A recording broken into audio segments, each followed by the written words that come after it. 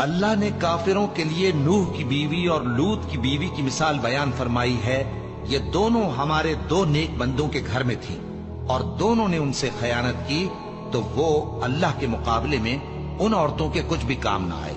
اور ان کو حکم دیا گیا کہ دوسرے داخل ہونے والوں کے ساتھ تم بھی دوزخ میں داخل ہو جاؤ۔ اور مومنوں کے لیے ایک مثال تو فرعون کی بیوی کی بیان فرمائی کہ اس نے اللہ سے التجا کی کہ اے میرے پروردگار، میرے لیے بہشت میں اپنے پاس ایک گھر بنا اور مجھے فرعون اور اس کے عمل سے نجات بخش اور ظالم لوگوں سے مجھ کو چھڑا لے۔